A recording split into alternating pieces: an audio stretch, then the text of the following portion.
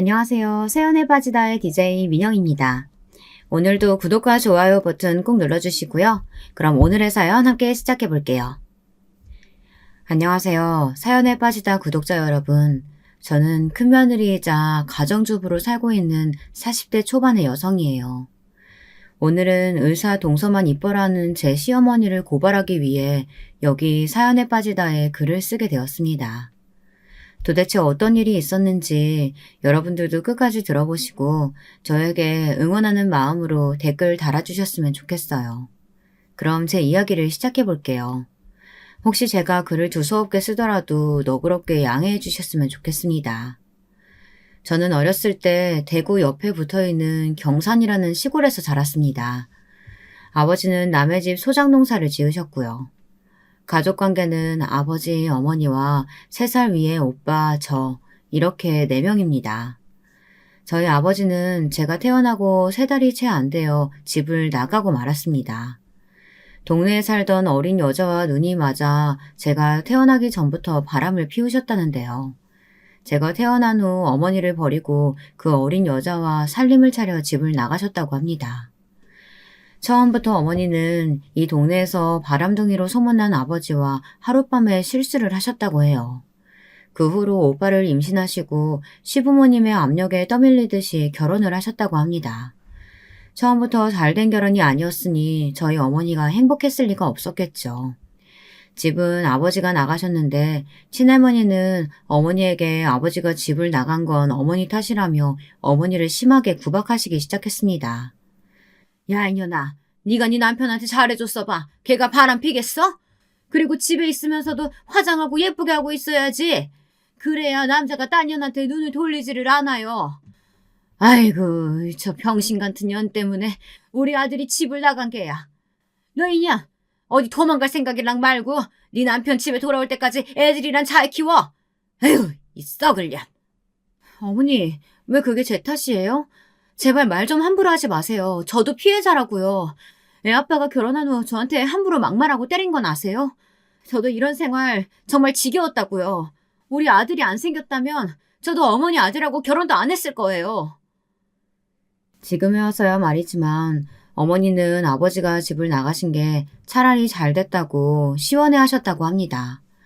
아버지는 집에 계실 때도 어머니한테 걸핏하면 술 심부름을 시키시고 동네 다방 레지들을 집으로 데려와 어머니의 가슴을 찢어놓기도 하셨다고 하거든요. 레지들은 아버지가 집으로 부른다고 또 커피 배달을 와 어머니가 차려주시는 술상을 받아가기도 했다더군요. 지금 도덕적으로 보면 저희 아버지는 참 개차반이셨던 것 같습니다. 지금도 어머니는 아버지 얘기만 나오면 손사래를 치며 그 인간에 대한 얘긴 듣기도 싫다고 하시거든요. 결국 어머니는 아버지가 집을 나가신 지 3년이 되던 해 친할머니의 구박을 견디다 못해 어린 오빠와 저를 데리고 대구로 야반도주를 하셨습니다. 그때 오빠는 6살, 저는 3살이었다고 해요. 저희 친할머니 댁은 우리가 살던 집 옆에 옆집이었습니다. 그래서 어머니는 새벽에 몰래 저희들을 데리고 간단히 짐을 싸 고향을 떠나왔습니다. 그렇게 어머니는 대구 시내에서 달새방을 얻어 저희들을 키우셨죠. 그리고 생활비를 벌기 위해 남의 집에서 파출부 일을 하셨어요. 할 수 있는 것이 집안일밖에 없었던 터라 어머니는 어쩔 수 없으셨다고 해요. 옆집 아줌마한테 사정사정해 애들을 봐달라고 부탁한 다음 어머니는 아침 8시부터 밤 8시까지 큰 부잣집에서 가정부로 일을 하셨습니다. 아유, 나도 자기가 너무 딱하니까 애들 봐주는 거긴 한데 우리 애도 있어. 그러니까 내가 공짜로 봐주긴 좀 그렇고 한 달에 10만 원은 어떻나? 내가 하루에 12달 일해서 받는 돈이 한 달에 80만 원인데 어떻게 10만 원을 줘? 응? 조금만 깎아줘. 제발 부탁이야, 영우 엄마. 옆집 아줌마는 엄마를 가재미처럼 흘겨보며 그럼 단돈 5만 원이라도 달라고 하셨습니다. 어머니는 그렇게 한 달에 5만 원을 주고 우리를 옆집 아줌마 애들과 같이 낮 동안 봐달라고 부탁했어요. 그러나 옆집 아줌마는 저희들에게 잘 대해주기는커녕 집안일도 시키고 밥도 제대로 주지 않았습니다. 게다가 걸핏하면 오빠와 저에게 소리를 지르고 말 안 듣는다고 손찌검까지 하셨어요. 그 나쁜 여자는 교묘하게 저희 엄마가 제대로 알아보지 못할 곳만 골라서 때렸습니다.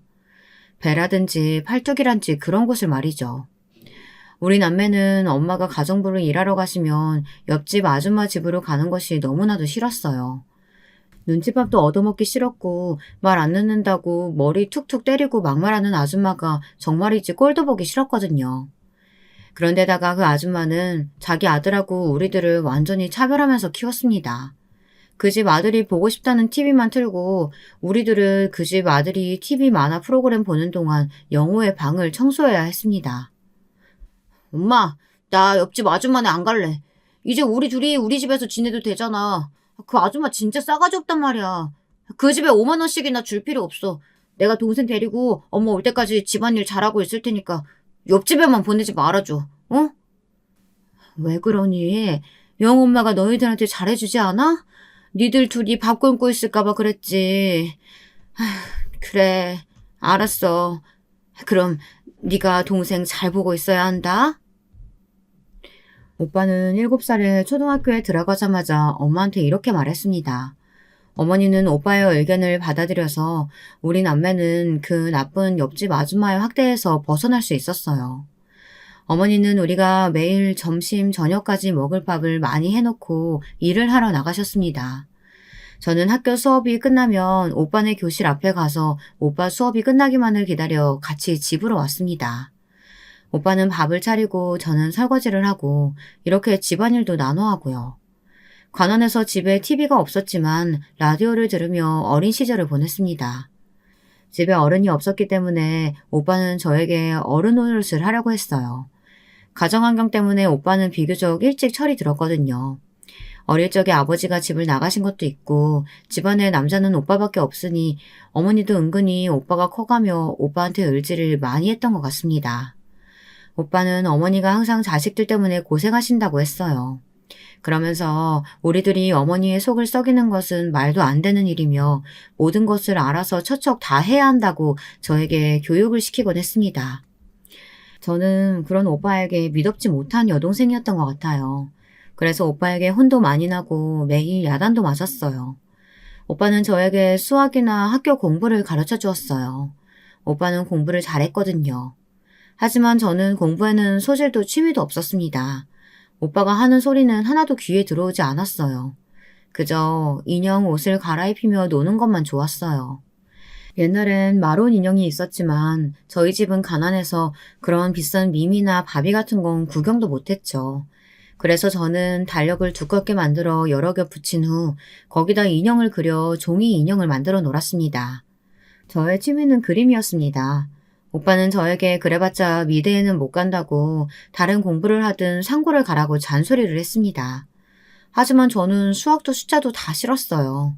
그저 여자아이를 그리고 옷을 그리는 것이 좋았습니다.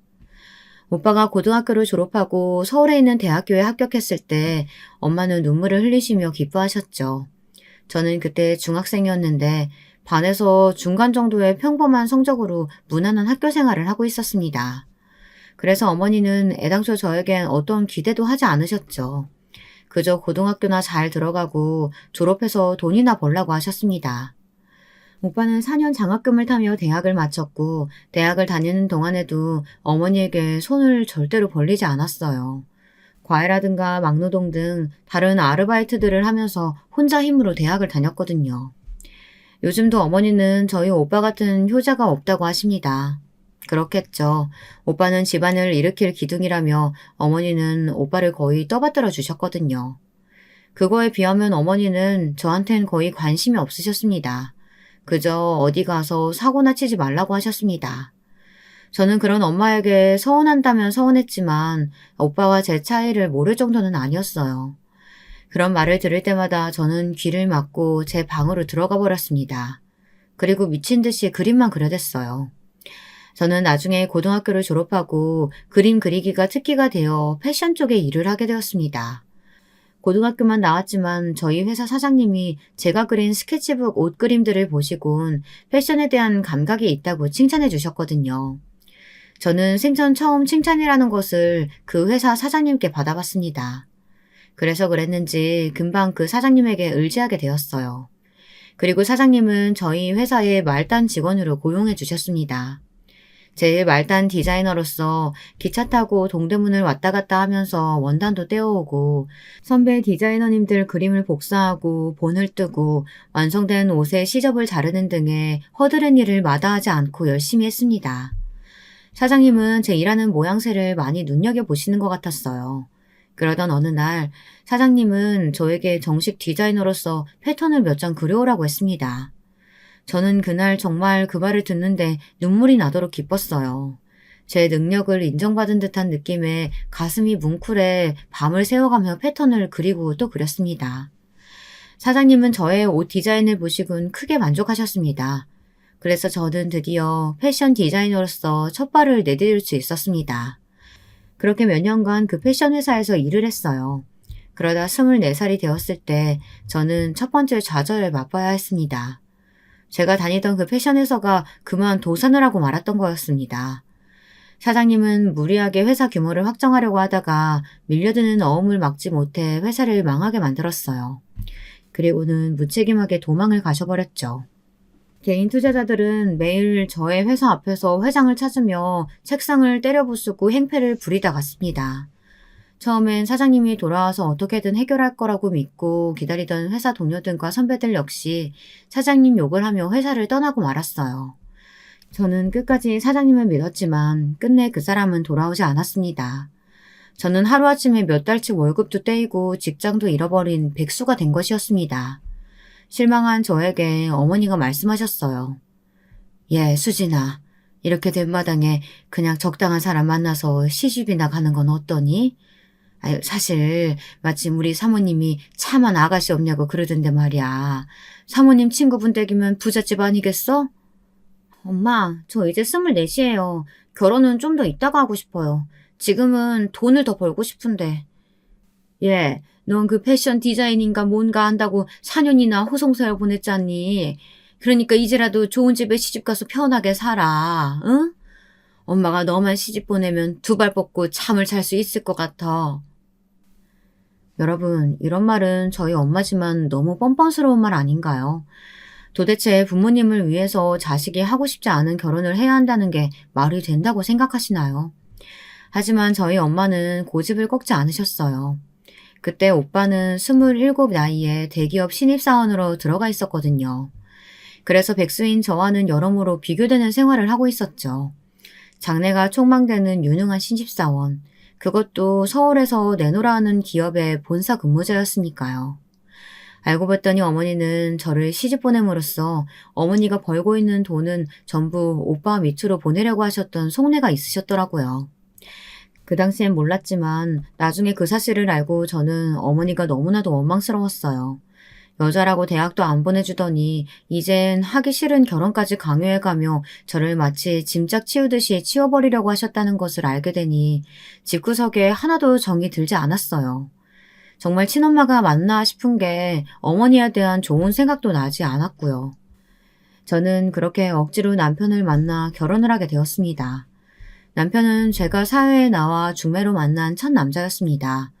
그쪽 역시 어머니가 하도 성화를 해대서 내키지 않았지만 선을 보러 나온 거라고 말하더군요.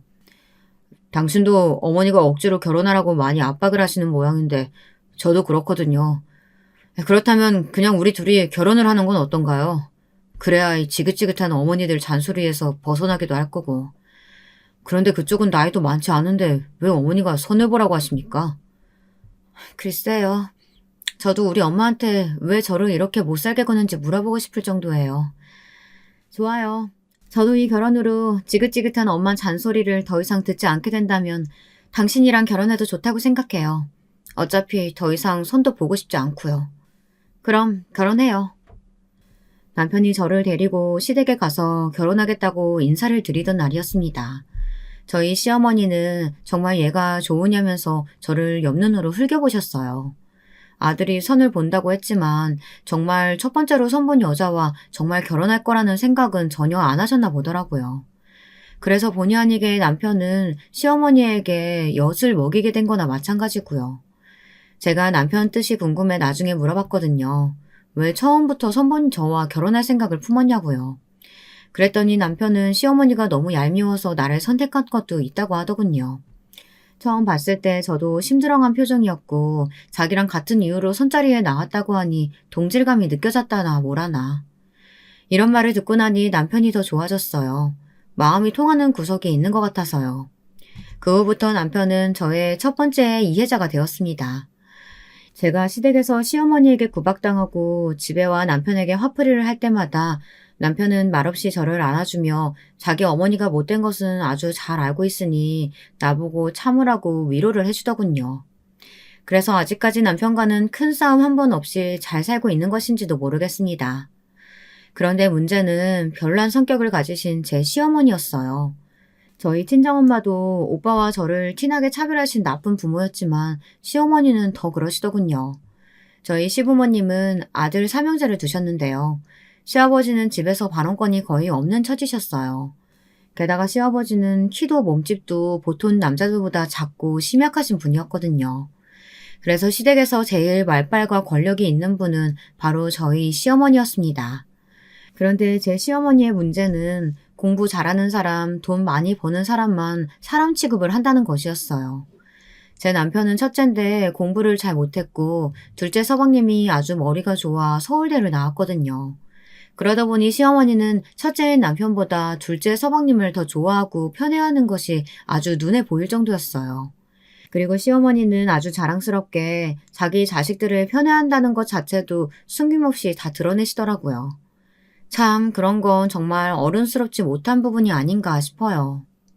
예를 들면 결혼 생활을 하던 중 이런 일이 있었습니다.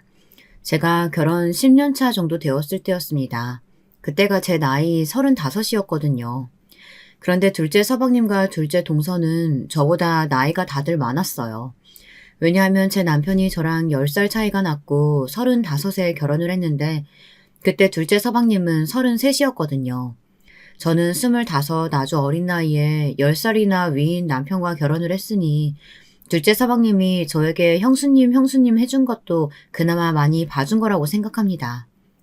둘째 서방님은 저희들이 결혼한 후 바로 서울대 동문인 둘째 동서와 결혼을 했습니다. 서방님은 경제학과였고 둘째 동서는 의대를 나와 의사였습니다. 과목은 산부인과였고요. 그렇다 보니 둘째 서방님 내외는 둘이서 아주 시어머니의 큰 자랑거리로 등극을 했죠. 시어머니는 의사 동서를 위해 산부인과 병원을 차리는데 거금 1억을 보태주시기도 하는 등 동서의 마음에 들려고 아주 열성적이셨습니다. 아유, 네가 우리 집안 복덩이다. 큰아들이랑 결혼했으면 좋았겠지만 네가 우리 큰애 상대로는 아마 마음에 안 들었을 거야. 쟤는 지잡대 나와서 겨우 식품공장에서 공장장이나 하고 있거든. 우리 집안 자랑거리인 둘째 아들이 너랑 결혼해서 다행이야 얘. 역시 끼리끼리 논다는 말이 맞는가 보다. 둘째 서방님은 펀드 매니저로 테헤란로에서 유명한 증권사에 다녔어요. 그러니 그 사람들은 연봉이 두 부부 합쳐 2억이 넘었을 거예요. 그러다 보니 둘째 서방님은 시댁에서 무슨 행사가 있거나 시부모님께서 해외여행을 가고 싶다고 하시면 주로 어머니가 그러셨지만요. 그 비용을 다 내드리다시피 했습니다. 제 남편이 자기도 첫째 아들이니 돈을 단 얼마라도 몇십만 원이라도 보태겠다고 하면 둘째 서방님은 꼭 이런 말을 했었습니다. 옆에서 둘째 동서도 얄밉게 한마디 말을 보탰고요. 괜찮아. 형은 애들도 셋이나 있고 집안 형편 좋지 않잖아. 내가 많이 벌고 있으니까 내가 낸다는데 무슨 상관이야. 형제간에 무슨 자존심 싸움 할 일 있어? 돈도 많은 사람이 더 내는 건 당연한 거지 뭘 그래. 아니 그래도 나는 큰아들인데 뭐라도 해드리고 싶어서 그래. 자존심 내세우는 게 아니라 어머니 용돈이라도 드리고 싶어서 그러는 거야. 아유 됐어요 아주버님. 벌써 형님 얼굴 안 좋아지는 거 옆에서 안 보이세요? 아니 형님이 아주버님 한 달에 얼마 버는지 뻔히 다 아는데 50만 원이라도 가게에 빵꾸 나면 그 심정이 어떠시겠어요? 그냥 넣어두세요. 저희는 아직 아이도 없고 돈 들어갈 일이 크게 없어요.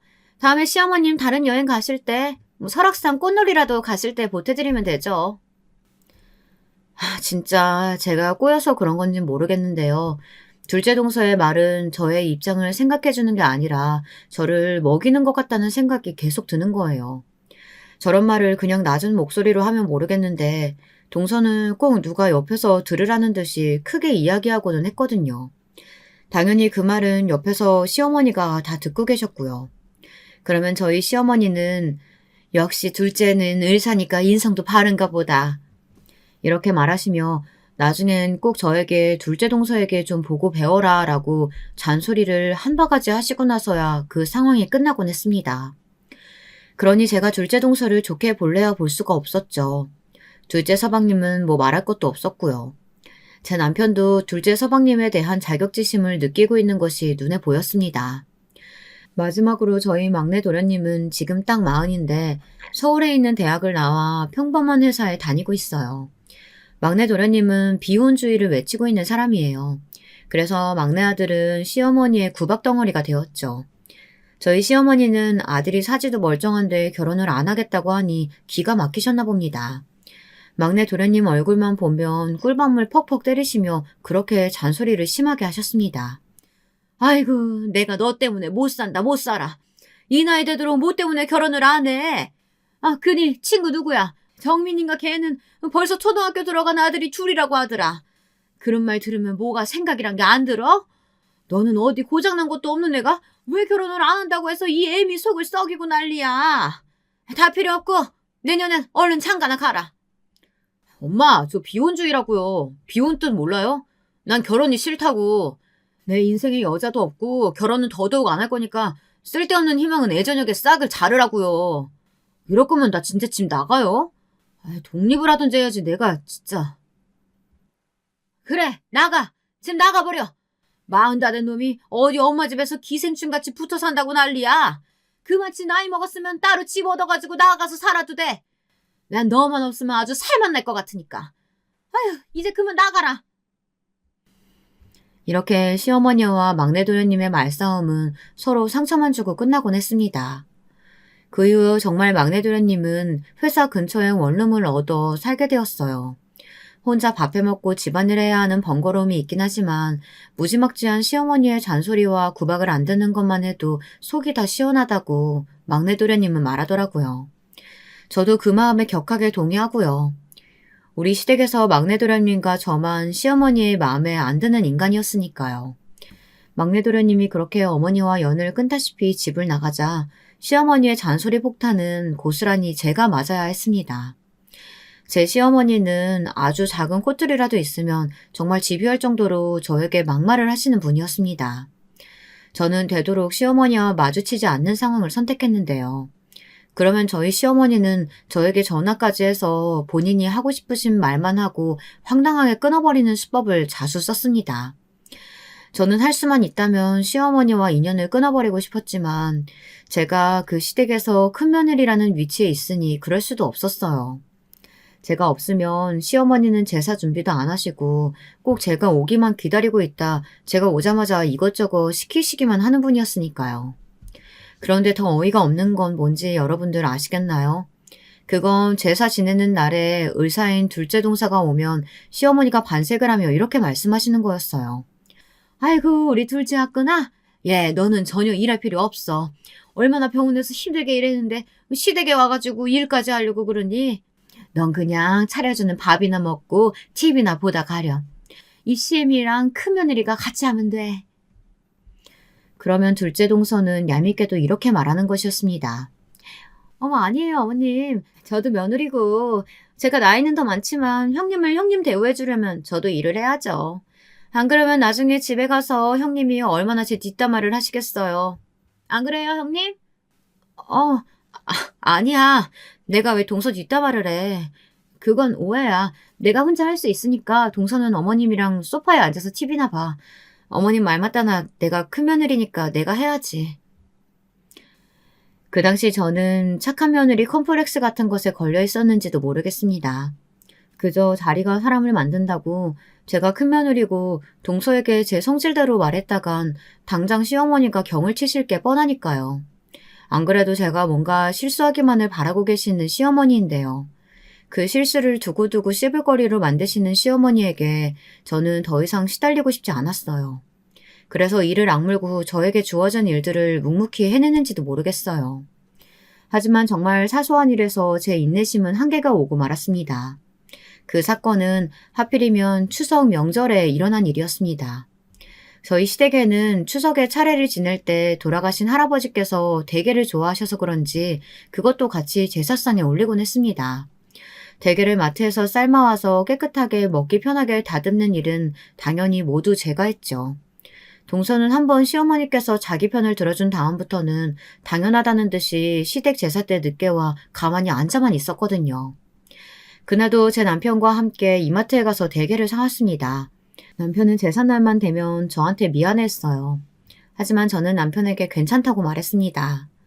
어차피 남편이랑 헤어지지 않을 바엔 명절이랑 1년에 2번 있는 남편의 할아버지 할머님 제사에만 참으면 되었으니까 말이죠. 못된 사람은 시어머니지 남편은 아니었거든요. 남편은 한없이 저에게 너그럽고 잘해주는 사랑하는 남편이었으니까요. 마트에서 장을 본 후 시댁으로 돌아오자 마침 동서가 와 있더라고요. 동서는 저를 보자마자 얼굴이 활짝 피면서 말했습니다. 어머 형님 그거 대게죠? 저 그거 너무 좋아하는데. 얼른 먹고 싶다. 형님 제사상에 올릴 것만 남기고 그냥 저 다 주시면 안 돼요? 제가 대게는 한 마리도 넘게 혼자 먹을 수 있거든요. 오늘 일찍 오고 싶더라니 오길 잘했네. 야 그래. 그 대게 제사상에 올릴 거 한 접시만 남기고 다 얘 줘라. 얘가 오늘 제왕절개 수술을 8건이나 했다지 뭐니. 그러느라고 저녁도 못 먹은 모양이야. 이 시애미가 그 정도는 해줘야지. 얼른 손질해가지고 쟁반에 받쳐서 갖고 와. 그런데 그날은 저도 제사 준비하느라 점심도 못 먹은 상태였습니다. 저는 아침부터 시댁에 불려와서 종처럼 일만 했는데 동서라는 년은 시어머니랑 수다 떨며 하하호호 웃다 지금 오는 저한테 대게를 손질해달라고 아무렇지 않게 명령하는 것을 들으니 정말 배알이 꼴리더라고요. 저는 삶은 대게를 큰 쟁반에 늘어놓고 껍질을 까고 있다가 그 달큰한 냄새에 홀리듯이 커다란 집게 다리 하나를 들고 먹고 있었습니다. 그런데 허겁지겁 대게를 먹던 저의 뒤통수가 번쩍 불이 나듯 아픔이 느껴지는 것이었어요. 저는 화가 나서 뒤를 돌아보았습니다. 도대체 누구야? 누구기는? 너 도대체 뭐하는 년이냐? 네 동서 먹으라고 손질하라고 한 대게를 네가 먹어 치우면 어쩌자는 거야? 너 미친 거냐? 정말 한번 맞아보고 싶어? 시어머니가 눈앞에서 허리에 손을 얹고 씩씩거리고 계시는 게 아니겠어요. 그러다가 제가 뒤를 돌아보자 시어머니는 제 뺨을 짝소리가 나도록 때리고 말았습니다. 저는 빨갛게 화끈거리는 뺨을 부여잡고 너무 억울해서 눈물이 줄줄 흘렀습니다. 그리고 저는 악에 받쳐 시어머니에게 소리를 질렀습니다. 어머니, 왜 때려요? 제가 그까짓 대게 다리 하나쯤 먹었다고 어머니가 저한테 그럴 권리가 어디 있어요? 저는 이 집안 큰며느리인데 제가 대게 하나도 못 먹어요? 도대체 어머니 머릿속에 뭐가 들어 계신 거예요? 뭐야? 보자 하니까 인연이 정신이 나갔구나. 어디 시어머니가 말씀하시는데 꼬박꼬박 말대꾸하고 지랄이야. 네 아랫동서 보는 앞에서 홀딱 벗겨가지고 문 밖에 내쫓아버리기 전에 그 입 다물지 못하니? 입은 다물고 얌전히 대게 손질이나 해. 또 한 번 훔쳐먹었다가는 뼈도 못 추릴 줄 알아. 시어머니가 집안이 떠나가라 소리를 지르니 놀라서 남편과 시동생이 달려왔습니다. 동서도 무슨 좋은 구경이 난 것처럼 한쪽 입꼬리를 올려물고 비웃듯이 어머니 앞에서 저를 비꼬았습니다. 어머 형님, 그러니까 도둑년처럼 왜 몰래 먹어요? 형님이 그러니까 우리 어머님이 형님을 미워하시는 거라고요. 천박한 건 어디서든 티가 난다니까.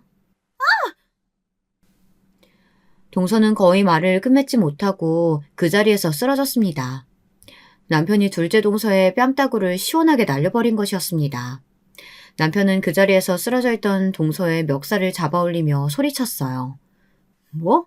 니년이 간이 배 밖으로 튀어나왔지? 어디서 큰형님한테 그딴 싸가지 없는 소리 짓거려? 미친년은 너야. 그리고 어머니, 이 사람이 뭘 잘못했다고 이 사람 뺨을 때려요? 어머니가 그렇게 둘째 며느리만 감싸고 도니까 인연이 미쳐가지고 이렇게 날뛰는 거잖아요. 이게 이치에 맞는 일이에요? 저 이제 본가에 다시는 안 와요. 아시겠어요? 여보, 가자. 저는 어안이 벙벙해서 남편의 손에 끌려나가듯이 시댁에서 도망쳤습니다. 남편은 차에 시동을 걸자마자 뒤도 안 돌아보고 집으로 돌아와서는 분노와 수치심으로 부들부들 떠는 저를 꼭 안아주었습니다. 그리고 울면서 저에게 시어머니 대신 사과를 했습니다. 미안하다고. 자기 어머니가 이제껏 했던 행동과 말들에 대해 잊을 수는 없겠지만 자기를 봐서 용서해 달라고요. 그리고 앞으로는 자기가 시어머니에게 더 적극적으로 저를 괴롭히지 못하도록 말을 해주겠다고 하더군요. 저는 미안해하는 그 사람에게 한마디 말하지 못하고 그저 남편의 품에서 엉엉 소리내어 울기만 했습니다. 그동안 서러웠던 것들이 한꺼번에 파도처럼 밀려와서 도저히 참을 수가 없었어요. 아이들은 셋 다 쪼르르 달려나오더니 아버지가 어머니 때린 거냐며 남편에게 화를 냈고 저는 그런 거 아니니 걱정하지 말라고 아이들을 안심시켰어요. 그랬더니 첫째 아들이 미간을 찌푸리며 말했습니다. 그럼 할머니가 어머니 괴롭히신 거 아니에요? 아버지, 제발 엄마 데리고 그 지옥 같은 친할머니 집에서 나와요. 그리고 우리 엄마는 친할머니랑 안 만나야 행복할 것 같다니까요. 아버지는 어떻게 그런 걸 하나도 몰라요? 맞아요. 그리고 제가 할머니가 싫어서 할머니 댁에 안 가는 거예요. 저는 형이 장손이라고 형만 좋아하는 할머니가 너무 싫어요. 맞아, 맞아. 형도 느꼈어? 우리 친할머니는 정말 인간 차별주의자야. 나도 앞으로 친할머니 집에 절대로 안 가. 셋째는 그때 초등학생이었는데요. 그 아이조차 제가 시댁에서 부당한 대우를 받고 있다는 것을 느낄 수 있을 정도였으니 우리 시어머니가 얼마나 못된 행동을 일삼았는지 여러분도 짐작이 가실 거라고 생각합니다. 어쨌든 그 후로 저는 시어머니가 걸어오는 전화를 모른 척하고 받지 않았어요. 그랬더니 시어머니는 다음날 남편이 출근하고 없는 틈을 타 저희 집에 쫓아와 시끄럽게 마구 현관문을 두드려댔습니다. 야, 이 싸가지 없는 년아. 이 문 열지 못해? 얼른 열어! 아니면 열쇠 수리공 불러가지고 따고 들어간다? 싫어요. 오늘은 그냥 가세요. 저 어머니가 저 때린 거 경찰에 신고할까 생각 중이니까 당분간 우리 집에 오지 마세요. 뭐야? 뭐 웃긴 놈이 성낸 나더니 네가 뭘 잘한 게 있다고 나를 경찰에 신고해? 그래, 해봐. 신고해보란 말이야. 이 나쁜 년아. 시어머니가 현관 밖에서 난동 부리는 소리에 옆집 사람이 나와 시어머니에게 짜증을 내며 왜 그러시냐고 소리 지르지 말라고 항의를 했습니다. 저는 하는 수 없이 동네에 더 창피해지기 전에 시어머니에게 문을 열어주었어요. 시어머니는 저희 집에 들어오자마자 제 머리채를 잡아채셨어요. 저는 눈물이 찔끔 나오면서 어이가 없어서 시어머니에게 끌려가지 않기 위해 안간힘을 다 썼습니다. 그러나 제 시어머니는 덩치도 좀 큰 편이시고 아기 힘이 아주 좋으셨거든요. 제 머리는 동그랗게 원형 탈모처럼 머리카락이 빠지고 말았습니다. 저는 너무나 이 상황이 황당하고 어이가 없어 시어머니를 뚫어져라 노려보며 말했습니다. 어머님, 무슨 속셈이세요? 이게 무슨 짓이냐고요? 저한테 사과만 받으려고 집에 오신 거면 번지수 잘못 찾아오셨으니까 그냥 가세요. 저 이번에는 그냥 절대 안 넘어가요. 여차하면 어머니 집안이랑 인연 끊을 생각도 갖고 있어요. 그러니까 어머니 아들 이혼남 만들기 싫으시면 그냥 돌아가시라고요. 그래? 이혼해. 이혼해봐 어디. 내가 가만히 놔둘 것 같아?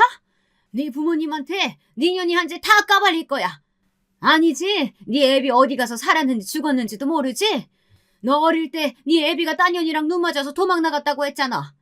그러니 자식이라고 어디 제대로 됐겠어. 넌 가정교육 못 받아서 그 지랄 맞은 성격 못 버리는 거야. 여러분, 도대체 이게 시어머니가 큰며느리에게 할 소리인가요? 저희 시어머니는 화가 나면 아무 말이나 내뱉는 성격을 가지고 계시지만 상대가 여리고 약할수록 그 악랄함이 배가 되었습니다. 저는 마음을 굳게 먹고 이참에 정말 이런 못된 시어머니에게서 해방되어야겠다고 생각했어요. 그래서 그렇게 길길이 날뛰는 시어머니 눈앞에 제 스마트폰 뱅킹 통장을 보여주었습니다. 시어머니는 제 휴대폰 화면을 보더니 갑자기 거품을 물며 뒷목을 잡고 잠깐 소파에 앉아 숨을 몰아쥐셨어요. 그러더니 저에게 악에 받친 목소리로 물었습니다. 100억? 100억이라고? 니년이 어디서 그런 돈이 났어? 설마 너 나쁜 짓 해서 모아놓은 건 아니겠지? 이 통장 돈 액수가 나랑 무슨 상관이라고 보여주는 거야? 저희 집 가난하고 제 아버지 딴 년이랑 도망 나갔다고 하셨죠? 그런데 어머니가 모르시는 게 있어요. 이거 우리 친정 아빠가 저에게 남겨준 유산이에요. 저 이제 더 이상 가난한 집 딸년 아니라고요. 이제 애 아빠랑 이혼하더라도 저 충분히 혼자서 살 수 있다고요. 저는 매달리는 시어머니를 매무차게 뿌리쳤습니다. 시어머니는 갑자기 비굴하게 제 다리를 붙잡으시면서 저에게 애원하기 시작하셨거든요. 어머니도 어쩔 수 없는 속물이 틀림없어요. 그렇게 제가 미웠다고 하다가 그 거액의 돈을 보여드리니 갑자기 확 돌변을 하시는 거예요. 며느라기야, 내가 잘못했다. 제발 우리 아들이랑 헤어진다는 말이랑은 하지 마. 어? 내가 네 아버지가 그렇게 많은 유산 남길 줄 어떻게 알았겠어. 알았으면 너한테 그런 모진말 같은 거 안 했을 거야. 그러니까 한 번만 이 시애미 용서해 주렴. 응? 알았지? 내 아들한테 내가 왔었다는 소리 하지 마. 그럼 그 녀석 정말 이 애미랑 인연 끊을 거다. 시어머니는 아들에게 버림을 받는 것만은 싫었는지 눈물을 철철 흘리면서 저에게 용서해달라고 비셨습니다. 하지만 저는 어머니를 용서하고 싶지 않았어요. 그냥 앞으로 평생 시어머니란 사람의 면상도 꼴보기가 싫었거든요. 그래서 저는 남편에게 전화해 아무것도 묻지 말고 집으로 당장 오라고 불렀습니다. 그랬더니 어머니는 어깨를 부들부들 떨면서 무서워하기 시작하였습니다. 며느라, 미안해. 미안하다니까? 우리 아들을 집으로 부르면 어떡하니? 제발 나 집에 갈 테니까 너희들끼리 얘기하든 이혼을 하든 뭘 하든지 해라. 안 돼요. 어머니도 계셔야죠.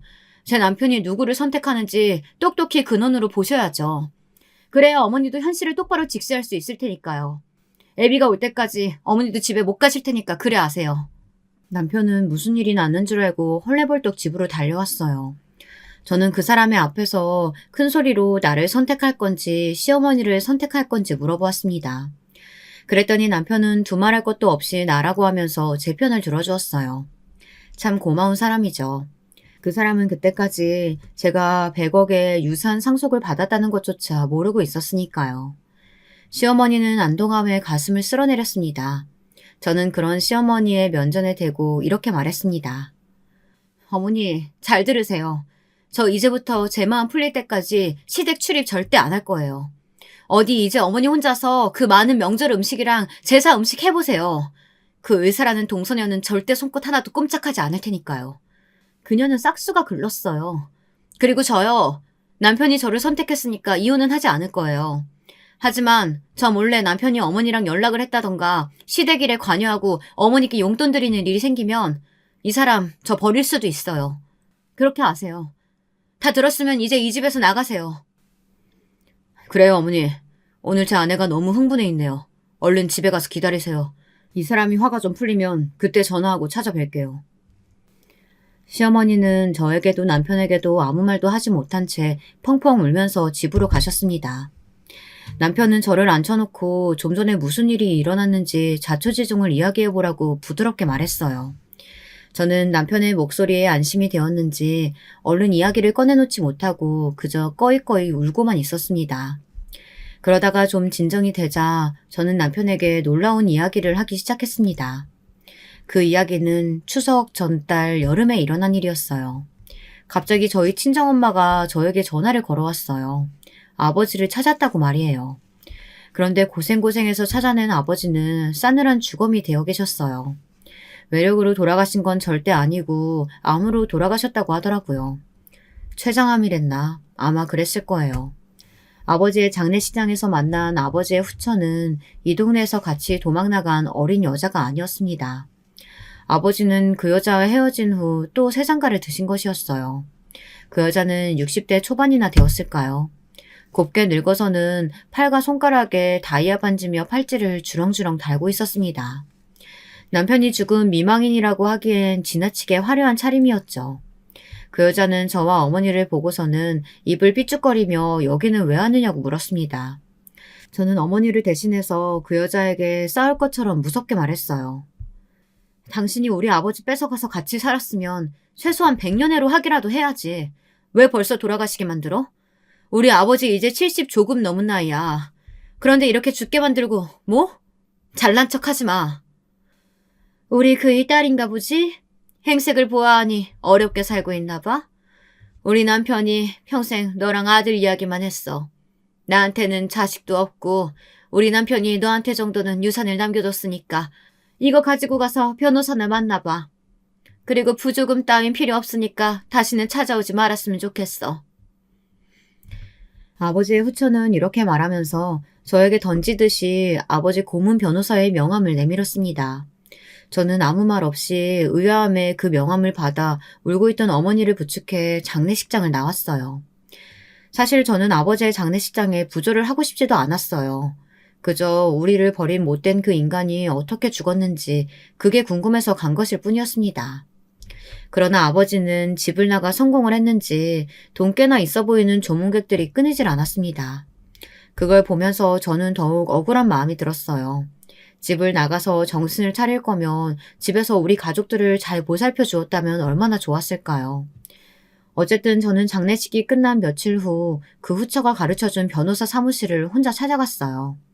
아버지는 고문 변호사까지 따로 줄 정도로 돈을 많이 벌었나 봐요. 그 사람은 제가 이름을 댔더니 흰 봉투 서류를 몇 개 내놓고 나서 말을 이었습니다. 회장님이 따님과 아드님 이야기를 많이 했습니다.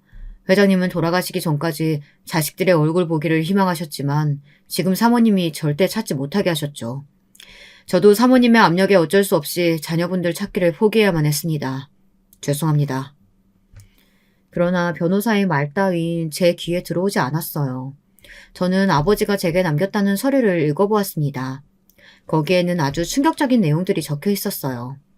아버지는 몇백억의 재산을 가진 부자였고 아버지의 현 배우자가 그 돈의 반을 가져가도 따로 저에게 100억의 유산을 상속한다는 내용이었죠. 저희 오빠도 따로 100억이 든 통장을 받았고요.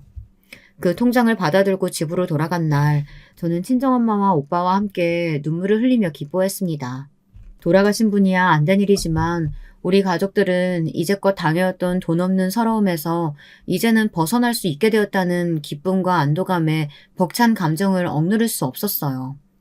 저는 그날 오빠와 친정엄마와 함께 술을 엄청 마셨습니다. 아버지의 유언장에는 이런 내용이 적혀 있었습니다. 사랑하는 내 아들 딸아, 내가 너희들을 버리고 나가 정말 미안하구나. 내 이 돈으로 너희를 버린 보상이 될지는 모르겠다. 하지만 이제 이 못난 애비를 용서해줬으면 좋겠다. 사실 이 애비는 살 날이 얼마 남지 않았어. 나는 고향을 떠나와서 그 여자와 오래 살지 못했다. 그리고 자포자기하는 심정으로 원양어선을 탔단다. 그러다 그 어선에서 금덩이가 든 괴짝 상자를 낳게 되었지. 그 금덩이가 든 상자를 차지하려고 선원들은 서로 죽고 죽였단다. 아버지는 선실에 몸을 숨기고 끝까지 살아남았어. 그리고 괴짝을 들고 한국으로 돌아왔지. 아버지는 이 괴짝에 든 금덩이를 종잣돈 삼아 사업을 벌였고 부동산을 사들였어. 그래서 돈 버는 일이 쉬웠다. 나는 곧 죽는다. 하지만 사죄하는 마음으로 이 재산을 내 전 아내와 자식 둘에게 남긴다. 물론 이 재산의 반은 내 후처가 갖고 가겠지. 그러나 내 욕심 많고 못된 후처가 이 재산을 몽땅 차지하지 않도록 나는 안전장치를 마련해 두었다. 저는 아버지가 남긴 그 유언장과 유산이 든 통장을 가지고 애들이 기다리는 집으로 돌아왔어요. 저는 이 벼락 같은 행운을 남편에게 이야기해야 할지 며칠간 머리가 아프도록 고민했습니다. 그러다 시어머니가 찾아왔고 이사달이 나고 말았던 거죠. 저는 남편이 시어머니가 아니라 저를 선택한 것을 보고 나서 남편에 대한 믿음이 더 굳건해졌습니다. 그래서 아버지의 유산에 대한 모든 스토리를 남편에게 이야기해 주었어요. 남편은 눈물을 흘리며 기뻐했어요. 저희 가족들은 서울로 한강이 보이는 아파트로 이사를 했습니다. 결국 저는 지긋지긋한 시댁의 동서년과 시어머니를 보지 않고 살고 있습니다. 지금까지 남편과 제 아이들과 우리 5 식구만 오순도순 살아오고 있어요. 홧김에 시어머니 때문에 남편과 생이별을 할 뻔하기도 했지만 다행히 제 남편은 자기 어머니가 잘못된 행동을 했음을 이해했고 저의 편에 서서 모든 상황을 정리해 주었어요. 가정의 평화는 아내의 행복에 있다는 걸 남편은 너무나 잘 알고 있었거든요. 나도 우리 어머니가 별난 사람인 줄 아니까 당신이 어머니에게 마음이 풀리면 그때 어머니께 전화해봐. 나는 아무 말도 하지 않을게. 그리고 당신 이제 시댁 행사 같은 거 참석하지 않아도 돼. 나도 내 동생 놈의 마누라한테 저번 명절 이후 완전 정 떨어졌고 꼴도 보기 싫으니까. 우리 스트레스 받지 말고 하고 싶은 것만 하고 살자. 응? 나 이해해줘서 고마워요, 여보. 내 평생 정말 원수 같은 아버지 덕에 이렇게 부자가 될 줄은 누가 알았겠어요. 당신도 이제 정년퇴직하고 우리 해외로 여행이나 다니면서 즐겁게 살자, 여보. 여러분, 전화위복이란 말이 있죠. 인생에서 계속 나쁜 일만 일어나지 않고 반대로 계속 좋은 일만 있을 수도 없죠. 어릴 적부터 고생고생하며 아버지 없는 서름에 몸부림치고 살아온 세월이지만 이제는 아닙니다. 저의 인생에도 마침내 따스한 볕이 들어왔고 이제부터는 제가 하고 싶은 일만 하고 살 겁니다. 즐겁고 행복하게만 살아도 짧은 인생에 왜 아등바등 머리 아프게 살려고 했는지, 못된 시어머니를 떨치지 못했었던 저의 어리석음에 지금은 피식 웃음만 나오네요. 여러분, 제 이야기는 여기서 마치겠습니다. 제 이야기 어떠셨나요? 허망한 이야기라고 웃으실 수도 있겠고, 그래도 저를 응원해 주실 분들도 계시기도 하겠죠. 어느 쪽이든 저는 상관없습니다. 어차피 인생은 한 가지 방향이 아니라고 생각하니까요. 저의 두서없는 긴 글을 읽어주셔서 감사합니다. 쌀쌀한 날씨에 감기 조심하시고 여러분들의 가정에도 행복이 깃드시길 바랍니다. 여러분, 두 번째 사연 시작하기 전에 좋아요와 구독 꼭 눌러주실 거죠? 그럼 두 번째 사연 바로 시작합니다. 이번 사연은 속이 시원해지기도 하면서 또 한편으로는 속이 답답한 듯 아려오는 이야기가 될 것 같아요. 애증이 느껴지는 이번 이야기도 저와 함께 해보시겠어요? 여러분 안녕하세요. 저는 평소에 사연에 빠지다를 꼬박꼬박 시청해왔던 50대의 중년 애독자입니다. 저는 요즘 표현에 따르자면 속도 위반을 통해서 결혼을 하게 되었던 사람입니다. 혼전 임신이라고도 하죠. 저의 남편을 처음 만났을 때 제 나이가 20살이었습니다. 경기도의 어느 여자 상업고등학교를 졸업한 이후 저는 직장을 잡아서 일을 하던 중이었습니다. 당시에 대학교 진학은 꿈도 안 꿔봤던 것 같아요. 저보다 5살 위에 친오빠가 대학을 갔었는데 중퇴를 했습니다. 저희 친정부모님 표현에 따르자면 이상한 친구들을 만나서 나쁜 사상에 물이 들었고 그렇게 비이상적인 것을 쫓느라 대학 생활은 뒷전이었다는 것입니다. 요즘의 대학과는 많이 달라서 그때는 대학 생활이라는 것이 통상적으로 고되지 않았던 것으로 압니다.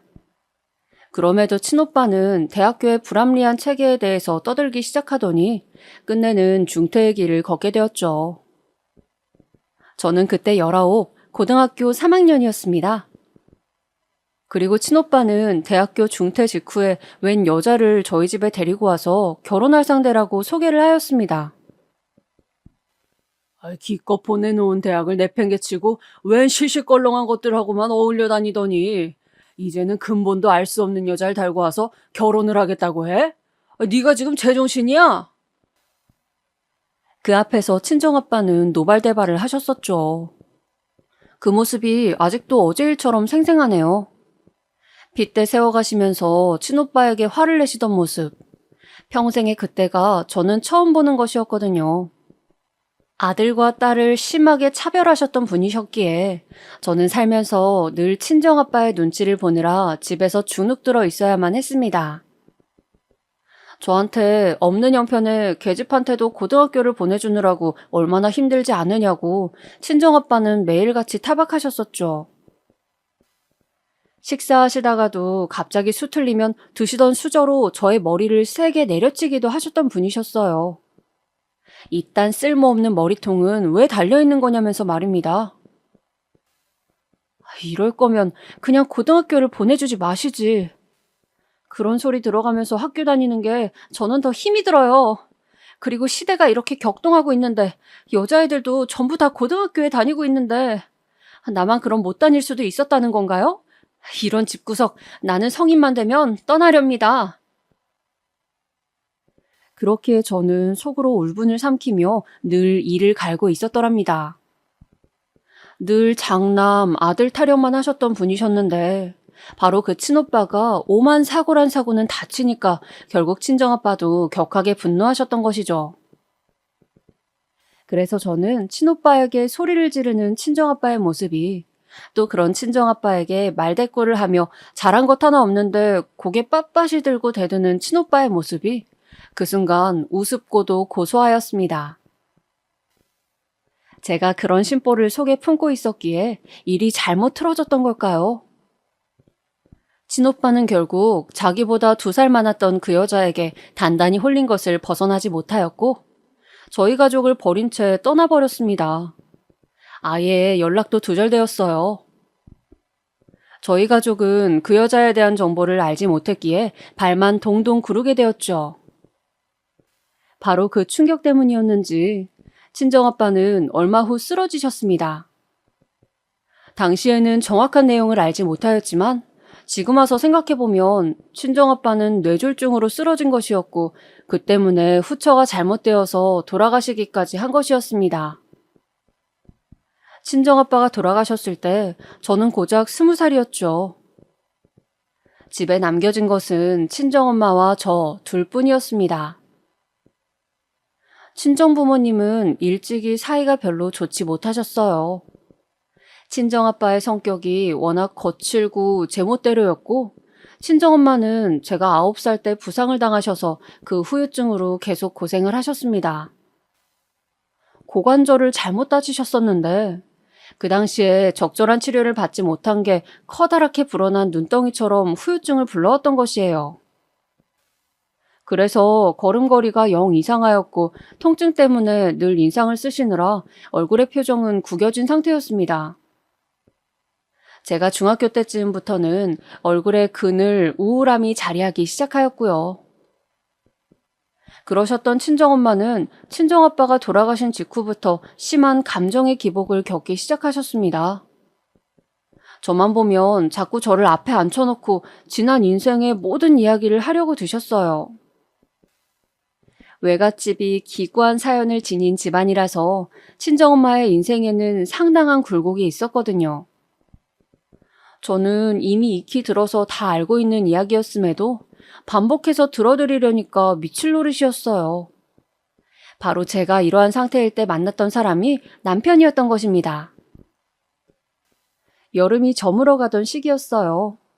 사람을 지치고 괴롭게 만들었던 기나긴 폭염이 꺾이고 가을에 선선한 바람이 불어오던 시기에 꼭 그만큼의 존재로 제 일상에 들어온 남자였습니다. 이 사람이 가자는 대로 이끌려가면 나의 인생은 다른 모양으로 펼쳐지지 않을까? 음울한 과거의 순간들을 모두 저버릴 수 있을 것만 같아. 저는 그런 생각에 사로잡히고 말았습니다. 남편은 저보다 6살 위로 당시에 26이었죠. 저에게 먼저 다가온 남편을 저는 뿌리치지 못했고 그렇게 연애를 시작하게 되었습니다. 그리고 그 해의 연말에 저는 임신 사실을 알게 되었죠. 12월의 끝자락이었습니다. 임신 사실을 눈치채자마자 당혹스럽고 눈앞이 깜깜해지더라고요. 너무 갑작스러웠으니까요. 관련 지식도 전무했고 사회 경험, 노련함 이런 것 하나 아무것도 갖추지 못했던 저였습니다. 기댈 곳이라곤 친정엄마뿐이었죠. 저기 엄마 있잖아요. 혹시 내가 일찍 결혼이라도 한다 그러면 엄마는 괜찮을 것 같아요? 내가 결혼해버린다고 치면 엄마는 혼자 있게 되잖아요. 제가 이렇게 조심스레 친정엄마의 심기를 거스르게 될까봐 눈치를 보면서 물었을 때였는데요. 친정엄마가 제 예상과는 달리 오묘한 표정을 지어 보이고는 마는 것이었습니다. 네 나이가 몇인데 벌써 그런 얘기를 해? 그런데 한다면 하는 거지. 나도 언제까지 계속 혼자 있지는 않을 테니. 그렇게 중얼거리시는 반응에서 필시 친정엄마에게 만나는 상대가 있을 것이란 직감을 하였습니다. 그렇지 않고서야 예사로 저런 발언을 하실 분이 절대 결단코 아니었거든요. 친정엄마를 예의주시한 결과 동네의 슈퍼 아저씨와 아주 긴밀한 사이라는 것을 알 수 있었습니다. 그 아저씨는 아내가 바람나서 가출한 이후에 줄곧 혼자셨거든요. 너무 짧게 만난 사람인데다가 아직 아이를 낳고 결혼을 할 정도의 마음인지도 확신이 없어서 고민이었는데 엄마가 저렇게 지내게 되셨단 것을 아니까 뭐라고 할까? 나도 그냥 내 길을 무심히 걸어버려야겠다는 생각이 드네. 그런 충동에 사로잡힌 저는 남편과 같이 새해를 맞이하면서 임신 사실을 고백하였습니다. 그리고 남편은 그 사실을 알자마자 저에게 결혼하자고 말을 하였어요. 제가 100% 확신을 하지 못한 상태인 것을 눈치채고는 아주 적극적으로 저에게 설득을 하길 시작했습니다. 그렇다고 네가 뱃속의 생명을 저버릴 수 있는 그런 냉정한 사람은 아니잖아. 그렇지? 나랑 결혼해서 낳는 것 말고 네가 가진 선택지가 있을 것 같아? 아니야. 그러니까 현실적으로 판단해. 우리가 낳아서 잘 키우면 돼. 너랑 내가 함께라면 우리는 분명 해낼 수 있을 거야. 나 믿고 따라와 주라. 저의 손을 꼭 붙잡고 구구절절 떠드는 남편을 향해 제가 고개를 끄덕였던 순간에 모든 것이 결정 나버렸습니다. 저는 그 다음에 바로 시부모님을 찾아뵙고 그때 처음 인사를 드리면서 결혼 허락을 받았습니다. 남편의 집안은 부유함과는 거리가 멀었습니다. 하지만 쪼들리면서 사느라 힘겹게 입을 뻐끔거리며 숨을 쉬어야 했던 친정의 집안과 비교를 하자면 훨씬 나은 편에 속하였습니다. 작게 살림 차려서 같이 살기 시작할 때부터 저는 남편의 진면목을 알 수 있었답니다. 짧은 연애 기간과 짧은 안목으로는 남편의 진짜 성격이나 성정 같은 것을 제가 파악할 수 없었던 거예요. 꽃다운 나이 21살이었고 저는 예기치 못한 임신과 결혼을 겪으며 점점 불러오는 배 때문에 너무너무 힘들고도 우울하였습니다. 바깥 풍경만 봐도 나는 이렇게 있는데 다른 사람들은 모두 자유롭고 즐겁게 사는구나 이 생각이 들어서 미칠 것 같았어요.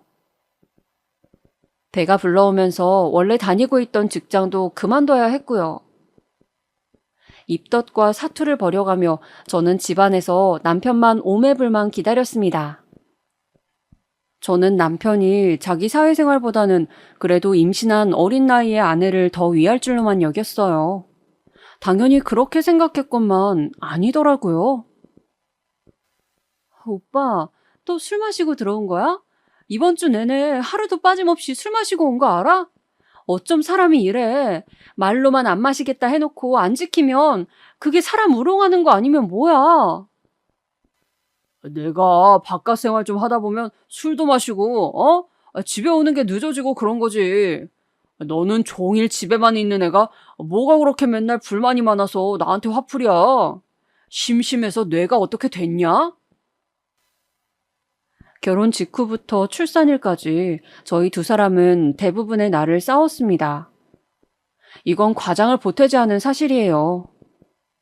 가장 행복하고 깨를 볶으면서 지냈어야 할 신혼 초기에 저희는 그렇게나 자주 싸웠는데 모든 원인은 다 술 때문이었습니다. 남편은 언제나 그 술, 그리고 술자리를 저보다 더 우선순위에 두었어요. 자기 입으로는 절대 아니라고 하는데 행동으로는 이미 그렇게 보였던 걸 어쩌나요? 연애 기간 동안에는 알지 못한 면모였어요. 자기 아이를 임신한 어린 아내를 두고 새벽 3시까지 술 마시다가 들어오던 남편. 늘 만취 상태로 돌아왔죠. 술만 마셨다 하면 절대 자제가 안 되는 사람이었어요. 항상 말로만 줄이겠다, 끊겠다 이렇게 떠들고선 행동으로는 지키지 않는 남편을 보며 저는 화가 쌓여갔습니다. 가뜩이나 임신한 상태라서 호르몬의 영향으로 감정이 오락가락할 때였으니 오죽했겠나요? 저는 그렇다 치고 남편은 도대체 왜 그런 저랑 맞서 싸웠던 걸까요? 임신한 아내랑 몸싸움하는 남편을 여러분은 어떻게 생각하세요? 저를 밀치기도 하였고 잠옷의 목 부분이 늘어날 정도로 힘을 줘서 제 멱살을 잡기도 하였습니다. 손에 집히는 물건을 집어 던지고 제 머리끄덩이를 잡아서 질질 끌고 가고 제가 거실 바닥에 나동그라진 적도 여러 번 있었습니다. 가장 어이없었던 대목은 그런 상황에서 남편이 언젠가부터 입버릇처럼 뱉던 말이었죠. 너 이럴 거면 나가. 내 집에서 나가라고. 저희가 처음 살림을 차려서 살았던 그 집을 마련할 수 있었던 것은 남편의 힘도 저의 힘도 아니었습니다. 시댁에서 시부모님께서 전적으로 지원을 해주신 것이었죠. 사회초년생이었던 저는 당연히 모아놓은 돈이 없었고 남편도 비슷했습니다. 그런데 자기 부모가 해준 집이니 자기 것이라면서 저보고 얹혀 사는 주제에 뻔뻔하기가 그지없다고 하였습니다. 내가 혼자 임신했어? 그리고 이 뱃속의 아이가 나만의 아이야? 아니잖아. 오빠가 이 아이 아빠잖아. 그런데 어떻게 이런 행동을 할 수가 있어? 대체 사람은 맞니? 이래서 집안 배경 보고 결혼했어야 했는데 땡전 한 푼 나올 곳 없는 너네 집구석만큼이나 너도 참 별 볼 일 없다. 너를 겪어보고 살아볼수록 알겠다. 어린 거 하나 보고 결혼했다가 내가 진짜 별거를 다 보고 사네. 상상조차 못했던 남편의 폭언 때문에 얼마나 충격이었는지 모릅니다. 특히 그런 폭언을 처음 들었던 날은 너무 정신적인 충격이 커서 물 한 모금을 못 마셨어요. 속은 기분이었고 배신을 당한 느낌이었습니다. 너무나도 힘들어서 민망함을 무릅쓰고 친정엄마에게 가서 제가 결혼 직후부터 겪은 모든 일들을 다 실토하였어요. 듣고 나서는 처음에는 크게 놀라시며 분노하셨지만 가만히 생각을 하시는 얼굴이 되더니 몇 시간 후에 저보고 이러시더라고요. 그래도 이혼할 건 아니지? 그렇다고 해서 갈라서는 건 아니잖아. 남자는 이놈이나 저놈이나 거기서 거기야. 지금은 너무 갑작스럽게 임신 문제로 결혼한 것 때문에 두 사람 다 혼란스러워서 그래. 아이만 태어나 봐라. 이런 문제들은 자연스레 사라질 거니까. 그냥 우선은 꾹 참고 살아봐. 다시 말씀드리지만 저 그때 21살이었어요. 워낙 아는 것도 많지 않았고 아주 좁은 세상을 보며 살아왔던 사람이었습니다. 박학다식하지도 않았고 견문이 넓지도 않았기에 친정엄마의 반응에 굉장히 서러운 한편으론 그런가? 남들 다 이러고 사는데 나만 유난을 떤 것이구나. 내가 남들보다 좀 더 이르게 결혼을 해서 더 견디기가 힘든가 보다. 이 모든 과정도 결국 지나가겠지. 이렇듯 순진한 생각이 들고 말았던 것입니다. 모처럼 친정집에 가보았던 저는 다시 신혼집으로 돌아갔죠. 남편하고는 임신 막달까지 신경전을 벌이면서 싸워댔습니다. 어느 날은 술을 또 진탕 마시고 와서 곧바로 자려고 하길래 양말이랑 겉옷을 제가 벗겨주는데 그 순간에 보니까 웬 여자 화장품이 묻어있는 게 보이더라고요. 코를 박고 냄새를 킁킁 세게 맡아보니까 여자 향수 같은 내음이 맡아졌고요. 저 그때 진짜 서럽고 화가 나서 남편의 등짝을 세게 후려쳤습니다. 그랬더니 남편이 아이씨 짜증나게 이런 말을 중얼거리면서 누워있는 그대로 발길질을 막 날린 겁니다. 제가 그 발길에 그만 배를 맞아버렸어요. 갑작스런 충격에 저는 얼어붙어 있는데 남편은 인상을 팍 쓰면서 계속 그대로 잠을 청하고 있고 제가 그때 하혈을 조금 했습니다. 점점 배가 너무 아파와서 눈물을 줄줄 흘리며 남편을 손으로 막 때렸어요. 미쳤니? 네가 아빠야? 네가 이 생명을 책임질 수 있는 아빠 맞냐고? 뱃속 애기 잘못되면 내가 너 가만 안 둬. 제가 악에 받쳐서 그렇게 외쳤을 때 실눈을 뜨던 남편이 던진 말이 가관이었습니다. 네가 나를 가만 안 두면 뭐 어쩔 건데? 배가 아프면 병원에 지금 가보든가. 유난이야 하여간. 잘못했다면서 빌어야 마땅할 상황이었는데 남편은 너무나도 태연자약했습니다.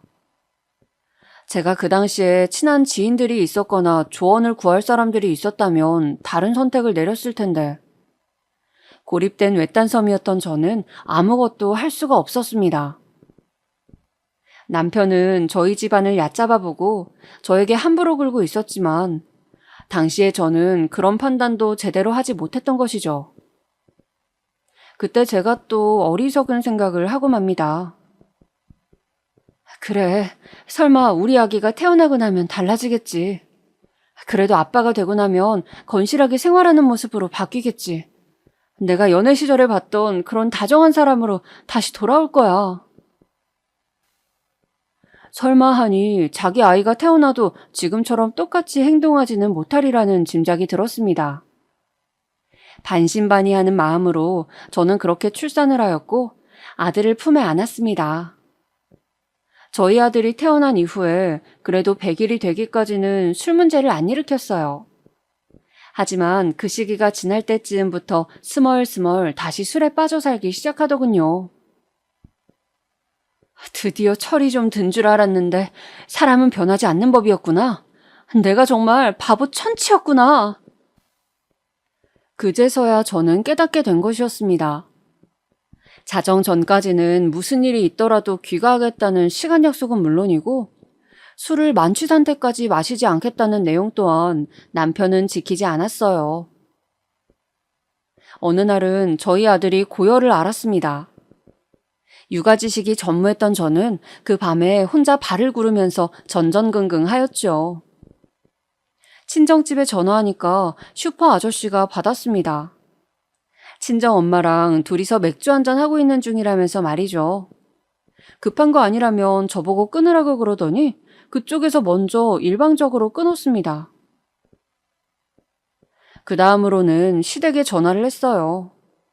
애가 열이 난다고 했더니 시어머니께서 조언을 주셔서 일단은 그대로 따랐습니다. 차도가 없으면 다시 전화 달라고 하셨어요. 그 후로 저 혼자 아들을 보고 있는데 술에 취한 남편이 귀가하였습니다.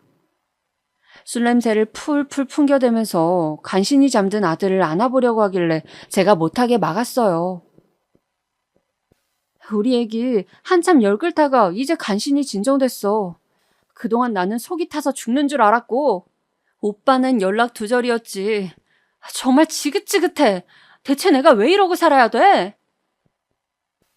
딱 그렇게 말했다가 남편한테 오만쌍욕을 다 들었습니다. 듣기만 해도 귀가 썩을 것 같은 욕을 저한테 퍼부으면서 차라리 나가 뒤지라고 하더군요. 남편은 식탁 의자를 한 개 부수고 나서야 성에 찼는지 자러 들어갔습니다. 술에 인격을 지배당한 남편, 시부모님도 다 알고 계셨습니다. 20살 때부터 줄곧 절해왔다고 시부모님께선 담담히 저에게 말씀하셨죠. 설마 그런 하자가 있는 아들이라서 땡전 한 푼 없이 몸만 시집온 나를 받아주신 것이었을까? 그런 시부모님의 고백 앞에서 저는 공포스러운 가정을 하고 있었습니다. 시부모님조차 남편에게 함부로 화를 못 내시더라고요. 잔소리를 하셔봤자 그냥 타이르는 수준이었죠. 이런 사람인 줄 모르고 결혼해서 살림 차린 제 처지가 비참했어요. 싱그러운 22살의 나이에 저는 초췌하고 신경이 곤두서 있는 애기 엄마가 되어 있었습니다. 그 사실만으로도 미칠 것 같았는데 남편이란 작자는 갈수록 답이 안 보였죠. 돈이라도 잘 벌어왔다면 얘기가 살짝 달라졌을까요? 남편은 직장인이었으나 안정된 직장은 아니었고 봉급도 적었습니다. 그마저도 다달이 보장되어 있는 액수가 아니었죠. 속이 갑갑해서 그 나이에 저는 화병이 걸렸고 이런 제 마음도 모르고 어린아들이 울면서 보챌 때마다 안 좋은 생각이 자꾸 들었습니다. 그냥 아기랑 함께 이 세상을 떠나버리는 게 가장 현명한 선택이 아닐까 하는 충동과 몇 번이고 싸워야만 했어요. 어찌되었든 이제는 한계다, 이렇게는 계속 못 산다라는 생각으로 너무나도 절박해 있을 때였습니다. 어떤 방식으로든 저희 가정에게 결론이 지어졌습니다. 그것은 바로 예기치 못했던 너무나도 갑작스러웠던 남편의 죽음이었습니다. 남편은 28, 그 젊디 젊은 한창 때의 나이에 세상을 떠났습니다. 그날도 저와의 약속을 어기고 토끼 같은 어린아들이 기다리고 있는 집으로 일찍 돌아오지 않고 술자리에 나가 늦은 시간까지 부어라 마셔라를 외쳐댔던 남편이었습니다. 그리고 만취 상태였던 남편은 술집에서 나오는 길에 스스로 몸을 가누지 못하고 2층의 난간에서 떨어지고 말았습니다. 높은 위치가 아니었건만 머리부터 잘못 떨어지는 바람에 사망으로 이르렀다고 그런 소견을 저는 들을 수 있었습니다.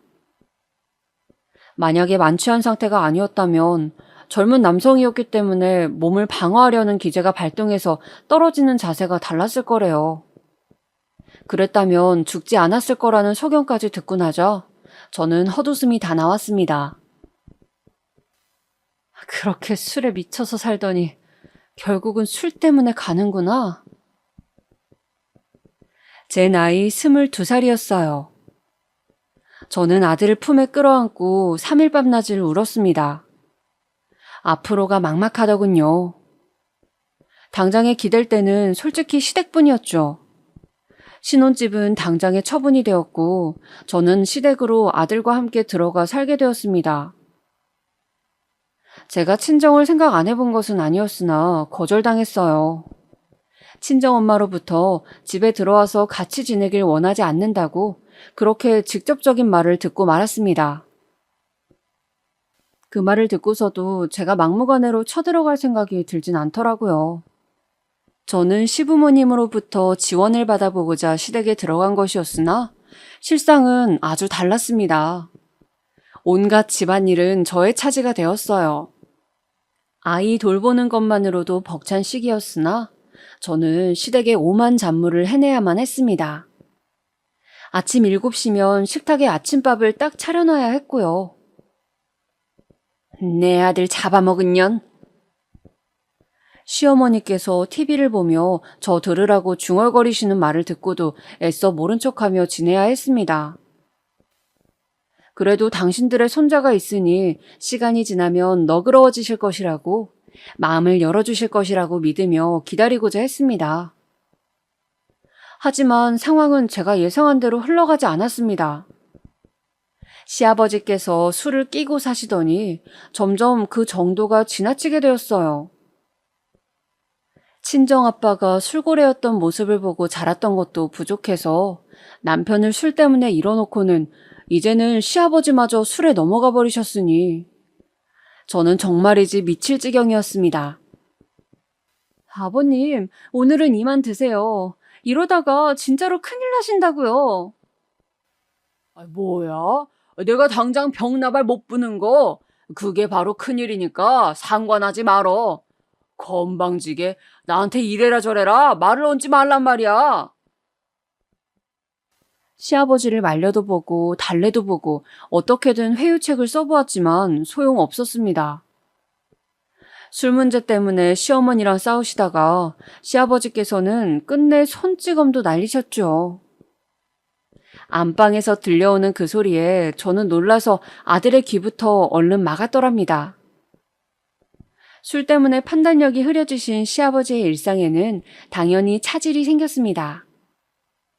어느 날은 갑자기 국한술을 뜨시더니 간이 안 맞는다면서 국그릇을 던져버리셨고 저에게 집안일을 왜 이따위로 하냐며 물건을 집어던지신 적도 있었습니다. 악화되는 상황 속에서 가장 난감하였던 것은 시어머니의 반응이었던 것 같아요. 이게 다 너 때문이다. 내 아들 그렇게 잡아먹고 이제는 내 남편까지 잡아먹으려고 들어?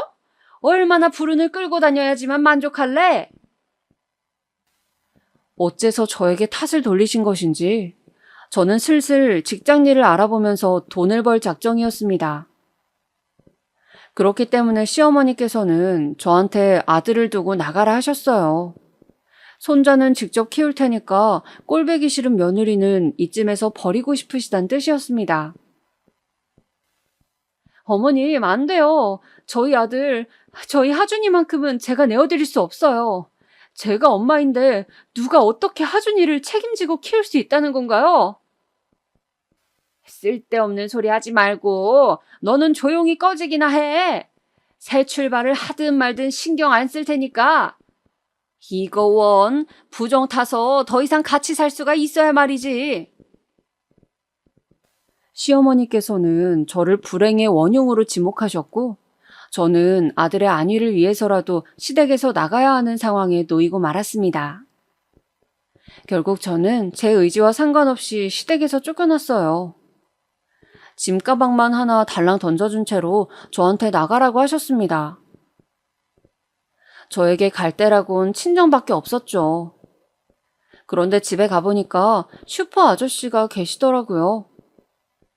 저를 보자 머쓱해 하시면서 댁과 저희 친정집을 오가면서 지내고 계시단 말씀을 하였습니다. 친정엄마는 저를 보자마자 나가서 따로 살라고 말씀을 하셨죠. 엄마는 손자 얼굴 안 보고 싶어요? 내가 왜 혼자 쫓겨났는지 어떻게 된 상황인지 하나도 안 궁금한 거예요? 어떻게 그러실 수가 있어요? 네 인생 네가 알아서 살아야지. 다 커놓고 나서도 나한테 징징거리면 나는 어떡하니? 누가 너 보고 불쑥 임신해서 그런 결혼하라고 등을 떠밀었니? 그렇게 살라고 너한테 협박이라도 했어? 아니잖아. 오롯이 네 선택이고 네가 만든 결과물이잖아. 엄마는 말이지. 네 아빠 같은 등신하고 결혼한 게 나의 책임이었기 때문에 그걸 인정하고 참으면서 살았단다. 네 아빠가 죽기 전까지 이 엄마는 찍소리도 안 하고 살았어. 그건 너도 잘 알지? 그게 다 내 선택에 대한 책임이었던 거야. 너도 알아서 네 인생 책임지고 살려무나. 친정엄마는 냉정한 말을 쏟아내셨고 저는 약간의 돈을 지원받은 채 친정집에서 내쳐졌습니다. 그 돈으로 우선은 당장에 지낼 방부터 구했어요. 그리고는 바로 일을 시작했습니다. 어떤 업무인지 이런 복지 환경은 전혀 안 따졌고 그냥 일정선 이상의 봉급이 나오는 곳이면 좋겠어요. 아무런 생각 없이 일부터 그냥 했습니다. 반드시 돈을 모아서 지금의 생활에서 벗어나겠다는 일념 하나로 말이에요. 그렇게 첫 월급을 받고 난 이후 저는 시댁에 찾아갔습니다. 제 아들을 보기 위해서요. 하지만 문전박대를 당했습니다. 현관문 바로 앞에서 시아버지께서 담배를 피우시는 모습을 봤을 때부터 기분이 좋지 않았죠. 어린 손자가 뻔히 같이 사는데 담배를 피우시다뇨. 있어선 안 될 일이라 생각하면서 다가갔는데 술 냄새가 말도 못하게 진동하는 것입니다. 아버님, 제발 술이며 담배 좀 줄여주세요. 그게 전부 다 아이한테는 해악이라고요. 울컥해서 말씀드렸던 것인데 시아버지께서는 당장 제 머리채를 쥐시더군요. 잡힌 머리가 아파서 소리를 지르는데도 시아버지께서는 아랑곳하지 않고 저의 머리채를 잡으며 끌고 가셨습니다. 그리곤 시댁에서 조금 떨어진 곳에 저를 내팽개치셨죠. 귀찮게 찾아오지 말라는 말씀을 남기시곤 돌아서셨습니다. 그 짧은 문장을 뱉으시는데도 취해서 혀가 꼬이고 딸꾹질을 하시더군요. 참담하였습니다. 저런 집에 제 아들이 있다니. 일하는 곳에서 알게 된 어떤 언니에게 제 상황을 넌지시 알렸더니 깜짝 놀라면서 제 아들의 안전을 걱정하였습니다. 얘, 그거 알코올 중독 아니니? 알코올 중독? 술에 중독되었다는 뜻이에요? 너 설마 알코올 중독이 뭔지 몰랐던 거야? 들어보니까 알코올 중독이구만. 그건 치료도 힘들다더라. 폭언에 폭력까지 쓰는 상황이면 기대하지 않는 게 좋아. 심해지면 더 심해졌지. 너는 그냥 네 아이나 빨리 구출해오는 게 답이야. 그 집에서는 그대로 있다간 자칫하다가 잘못될 수도 있고. 운이 좋아서 자라나봤자 엉망으로 클걸? 뻔하지, 안 그래? 그 언니에게 조언을 듣자마자 저는 조급해져서 당장 제 아들을 데려오고 싶은 마음뿐이었어요. 이 세상에 제가 탄생시킨 저의 분신이었으니 저는 제 아들의 존재만으로도 위안을 얻고 있었던 것일지도 모르겠습니다. 늘 마음 기댈 때가 필요했던 저였으니까요. 그렇게 저는 제 아들을 데려오기 위해 전전긍긍하며 시댁을 맴돌았고 기회를 엿보다가 드디어 실행에 옮길 수 있었습니다. 시아버지께서 취하신 채로 시어머니와 싸우셨는데요. 그 바람에 시어머니께서 잘못 넘어지셔서 한쪽 팔에 기부스를 하셨어요. 저는 두 분 중에서 아무도 제 아들을 돌볼 수 있는 상황이 아님을 강력하게 주장할 수 있었습니다. 가까스로 제 아들을 시댁에서 데리고 나왔고 제가 사는 단칸방에서 키우기 시작했어요. 시어머니께서는 몇 달 후에 당신의 손자를 되찾으시겠다면서 저에게 길길이 날뛰셨지만 그런 시어머니의 시선을 돌리는 엄청난 사건이 벌어졌답니다. 바로 결혼하셨던 아주버님께서 몰래 한국을 떠나신 것이었어요. 저에겐 형님 되셨던 아주버님의 아내분 집안에서 시댁 같은 곳을 절대 용납할 수 없다고 했었나 봐요. 시아버지께서 저희 남편이 허망하게 떠난 이후로 술에 빠져 사셨고 시어머니마저 그 여파로 신경쇠약에 이르시자 그 집안에서 알고는 완전히 교류를 끊길 원했다고 합니다. 그래서 아주버님과 형님은 그 집안에서 하라는 대로 따라서 한국을 떠버렸어요. 작은 놈이 데려온 며느리가 조건들이 영 눈에 차지 않아서 큰 놈이 데려온 며느리는 집안이 유복하다길래 그것 하나만 보고 무조건 허락해서 밀어줬더니 그 재산으로 우리한테 효도는 못할 망정 돈을 써서 아예 이 나라를 떠버려? 이런 해괴망측한 일을 다 보았나? 시어머니께서는 가슴을 치시며 원통해 하셨습니다. 외국으로 떠나는 게 들키면 안 되니까 집에 커다란 가구 같은 것들은 그대로 놔두고 짧은 여행을 가시는 것처럼 아주버님 내외는 그렇게 꾸민 다음에 떠나셨어요. 어머님, 그렇게나 내 친오빠가 우리 집이랑 인연 끊고 여자한테 눈 멀어서 떠나버린 것을 크게 흉을 보시고 욕을 하시고 마음껏 비웃으시더니 어째 똑같은 일을 당하셨구나. 이래서 사람은 한치 앞을 모르고 산다고 하나 보다. 아주버님께서 독한 결단을 하시고 행동을 하신 것에 저는 놀란 마음이 드는 한편 씁쓸한 기분도 들었습니다.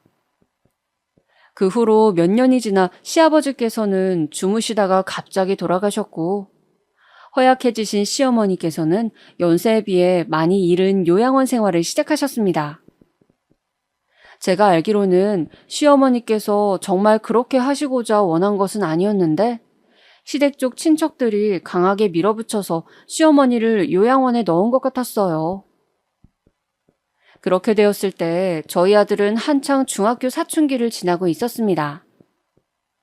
결혼 직후에 남편이랑 살면서 진짜 몸에 사리가 나온다는 것이 뭔지 체감하였을 정도로 지독하게 시달리며 고통을 받아왔으나 아들이 중학교 3학년일 때 제가 겪었던 괴로움도 그에 비할 바가 되었습니다. 정말 미치게 힘들었어요. 방황의 시작은 아들이 중학교 2학년 2학기 때였던 것 같아요. 학원을 빠지고 친구들이랑 노래방에 다녔더라고요. 너는 엄마가 얼마나 힘들게 돈을 버는지 알면서도 그럴 수 있어? 엄마가 너 이러라고 학원 보내는 줄 알아? 뿐만 아니라 학교 화장실에서 친구들이랑 담배를 피우다가 선생님께 적발되었다는 연락을 받고 머리가 띵했습니다. 속상한 마음에 아들 앞에서 울고불고 빌었습니다. 제발 엇나가지 말아달라고요. 혼자 아들을 키우면서 수많은 고비를 넘어올 수 있었던 건 오로지 내 아들이 잘 됐으면 하는 소망 하나 덕분이었습니다. 그런데 제 아들이 엇나간다면 모든 것이 수포로 돌아가는 것이었어요. 그렇게 되면 저는 제 인생을 완전히 부정당한 마치 헛살았다고 선고받는 셈이나 다름없었습니다. 그래서 저는 아들에게 이 불쌍한 엄마를 봐서라도 제발 정신 차리고 학업에 매진해 줄 것을 간청하였습니다. 아들은 제 모습을 보고 마음을 바로잡은 것인지 중학교 2학년을 마무리하고 3학년을 시작하는 동안에는 아무런 사고도 치지 않았습니다. 하지만 안심하려고 할 때 가장 큰 한 방이 저를 무너뜨렸죠. 저희 아들이 옆 학교 여학생과 사귀다가 쳐선 안 될 사고를 치고야 만 것이었습니다. 저희 아들 중학교 3학년 1학기 때 저는 그 여학생의 부모 앞에서 무릎을 꿇어야만 했습니다. 그 부모는 당연히 자기 딸이 뱃속에 아이를 낳는 것에 동의할 수 없다고 했고요. 저에게 돈을 요구하였습니다. 저는 그들이 말하는 대로 다 들어주었어요. 제 아들이 그저 무사하게 중학교를 계속 다니다가 졸업해서 고등학교만 갈 수 있다면 그때로서는 소원이 따로 없었습니다.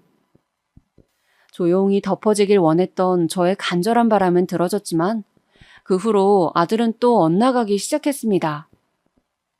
일부러 저에게 반항한 것이었는데 이유란 너무나도 어이가 없었습니다. 이게 다 엄마 때문이야. 엄마만 아니었어도 나는 걔랑 둘이서 한 생명을 책임질 수 있었어. 그런데 엄마 때문에 다 망쳤고 걔는 학교까지 전학 가버렸다고. 다시 바로잡을 기회 따위는 이제 없잖아. 다 끝났으니까. 엄마는 평생 이 죄책감에 살아야 돼. 책임을 어떻게 질 수 있었다는 것일까요? 저는 남편을 만났던 나이 20살 성인이었고 당시 직장을 다니고 있었음에도 한 생명을 책임지는 게 미치도록 벅찼습니다. 그런데 어떻게 고작 중학교 3학년짜리가 생명에 대한 책임을 논한다는 것입니까? 그리고 제가 그걸 막았기 때문에 저는 죄책감 속에서 살아야 한다고 아들이 말했습니다. 엄마는 네가 잘 되길 바랄 뿐인데 이게 그렇게나 어려운 일이었구나. 내가 잘 되게 해줄 능력이나 있어? 없잖아. 대단한 백이라도 있는 것처럼 굴지 마. 엄마가 이럴 때마다 나는 진짜 구역질 날 것 같으니까. 사춘기를 지나고 있는 나이에 아들이 하는 말이니 반쯤은 걸러들어야 한다고 저의 이성이 외치고 있었으나 저의 감성은 제멋대로 상처를 받고 말았습니다. 끔찍한 비수가 되어서 제 가슴을 찢어발겼죠. 그럼에도 저는 제 아들의 엄마였습니다. 그 사실 하나만으로도 저는 모든 것을 인내해야만 했죠. 저는 아들에게 제발 인문계 고등학교만 들어가 달라고 빌었습니다. 아들은 친구들을 따라 수준 낮은 공업고등학교에 진학하길 희망하였지만 제가 결사반대하면서 설득했어요. 인문계 고등학교에 진학하면 원하는 운동화도 사주고 용돈도 올려주겠다는 조건까지 여러 개 걸어가면서 아들을 달랬습니다. 그 결과 아들은 어느 인문계 고등학교에 턱걸이 성적으로 입학을 하였습니다. 저는 저의 전철을 밟지 않고 제 아들만은 부디 더 많은 것을 배우고 또 누리고 살길 바랐습니다. 그것이 저라는 존재가 지닌 사명이라고 여겼어요. 그래서 눈 밑에 항상 짙은 다크서클을 달고 살며 만성 피로에서 벗어나질 못해도 몸이 부서져라 돈을 벌었으며 아들을 뒷바라지하였습니다. 아들은 고등학교 2학년 때부터 조금은 늦었지만 학업에 관심을 가지기 시작했어요. 주변 친구들이 모두 미래를 그리며 공부하는 모습을 보고 충격을 받았다고 하더라고요. 사달라는 문제집, 가고 싶다는 학원 다 들어주었습니다. 남들보다 뒤늦게 본격적인 공부에 뛰어든 탓에 아들은 내신 관리에서는 끝내 조금 뒤처졌습니다. 그러나 수능 시험에 주력하였고 바야흐로 수능날이 되었을 때 괄목할 만한 결과를 낼 수 있었습니다. 사실 그 성적은 아들이 받아본 성적 중에서 가장 뛰어난 결과표였어요. 이걸 두고 소위 수능 대박이라고 하더군요. 그렇게 아들은 꿈에도 생각하지 못했던 수준의 대학교에 턱걸이로 입학할 수 있었습니다. 세상에, 이렇게 많은 학비가 든다고? 지금 숫자가 이게 몇 자리야? 4년 동안 뒷바라지 하려면 이 악 물어야겠구나. 저는 4년제 사립대학교에 들어가는 어마어마한 비용을 보고 기절할 뻔하였습니다. 상상을 뛰어넘는 액수가 찍혀 있더군요. 무슨 용을 써서라도 차질 없이 아들의 대학 뒷바라지를 해내겠노라고 다짐하였습니다.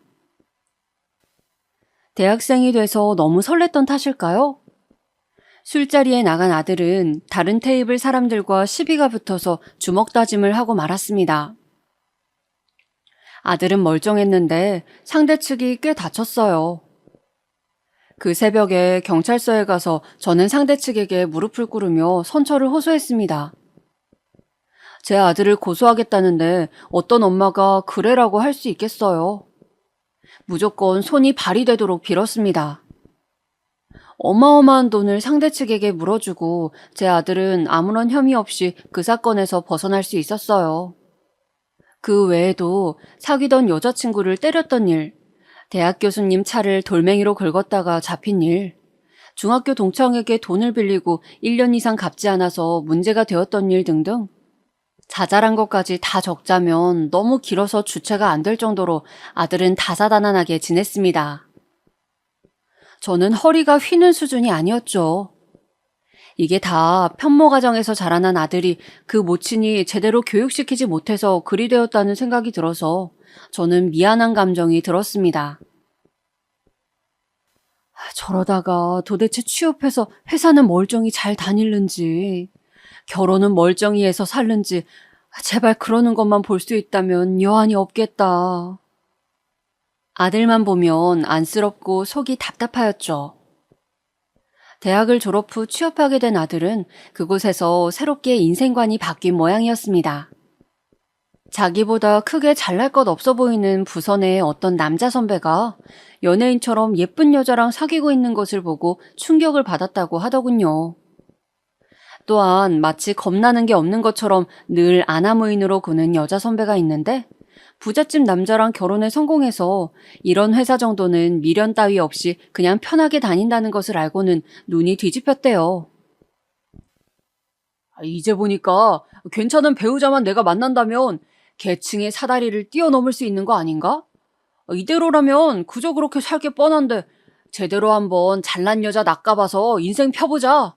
누구 하나만 걸려라. 그렇게 마음먹은 아들은 괜찮은 여자를 소개시켜 줄 수 있는 위치의 사람들에게 철저한 아부를 시작했습니다. 그리고 소개를 받고 나면 그 상대들에게 계략적으로 순하고 착하고 헌신적인 성격인 척 연기를 하였습니다.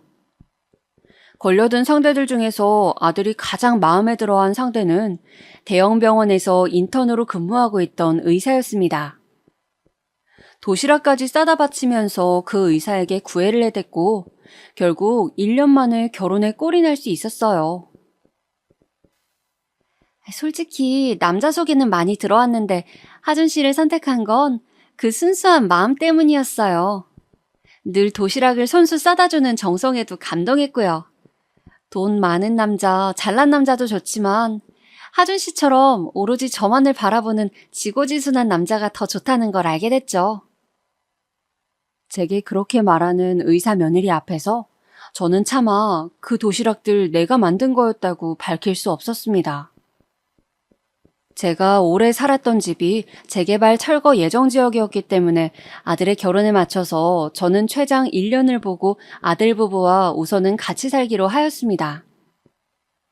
인턴이라서 병원 일을 한창 배우고 있는 며느리가 워낙 바쁘기 때문에 차라리 제가 같이 살아준다면 집안 살림에 도움을 받을 수 있다는 두 사람의 계산이었죠. 저는 순순히 집을 처분하고 아들 부부와 살았습니다. 내 아들이 결혼을 하다니, 내가 의사 며느리를 뒀다니 이게 정말 꿈이 아니구나. 이제야 실감이 나. 저는 아들 부부의 집에서 살림을 하며 소소한 행복을 느꼈습니다. 그런데 제가 한 집에서 살면서 관찰을 해보니 아들이 며느리에게 너무 설설 기더군요. 대화를 하다가도 며느리가 안색이 나빠지면 바로 말을 중단하고 그 눈치를 살피기 바쁜 모습에 저는 황당하기도 했고 안쓰럽기도 했습니다. 너무 차이가 나도록 잘난 아내를 만나서 아들이 길을 못 펴고 사는구나 싶어서요. 차라리 비슷한 수준의 여자를 만날 것이지 속상하기도 했습니다.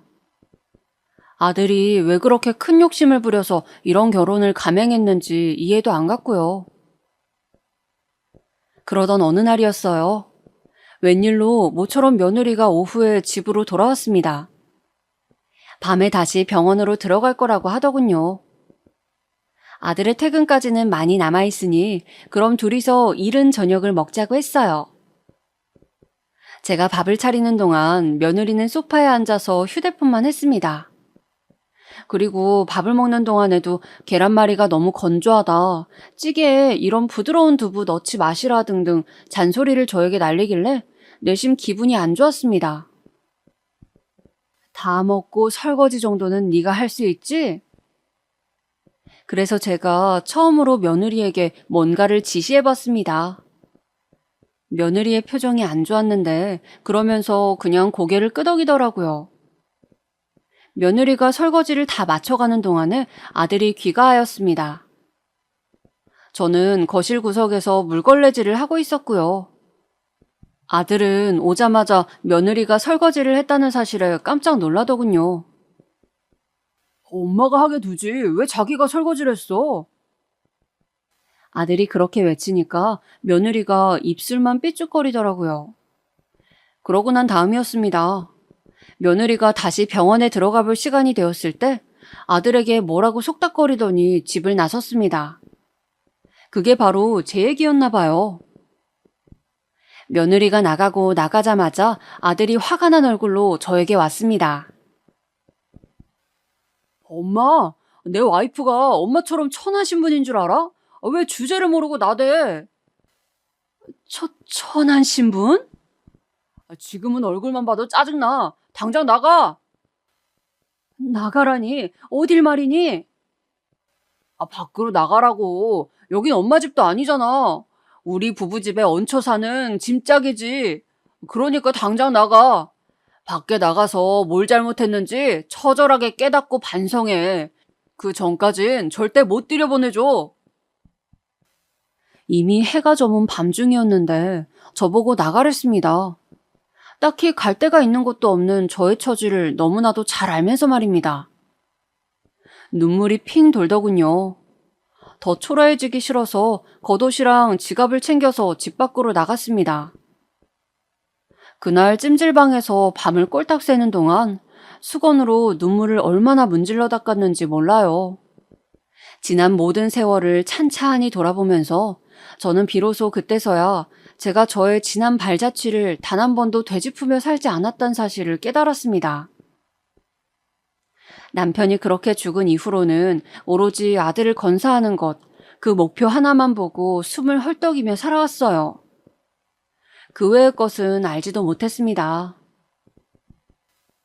공수래, 공수거. 빈손으로 태어나 빈손으로 가는 것이 인생.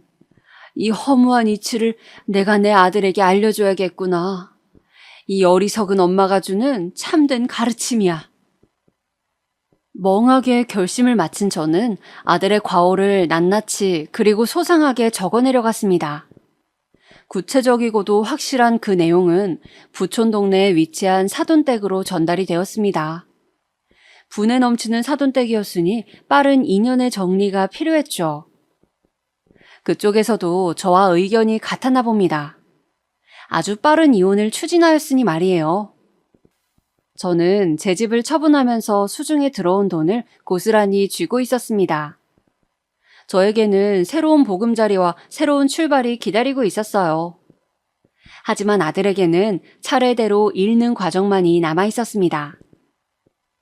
이혼당해서 맨몸으로 쫓겨난 후 아들은 갈 곳도 없었죠. 연락두절이 된 자기 엄마를 찾지도 못한 채 어영부영 회사를 다니다가 그곳에서도 결국 나왔습니다. 의사를 소개시켜준 인맥이 그 회사에 있었거든요. 더러운 과거의 행실을 숨기고 순수한 척 연기를 해서 결혼까지 해냈다는 소문이 그 회사에 파다하게 퍼졌고 아들은 버틸 수가 없었던 거예요. 제 손으로 아둥바둥 키워낸 제 아들을 다시 제 손으로 저는 끌어내리고 말았습니다. 그 후로는 정말 무념무상으로 지내고 있네요.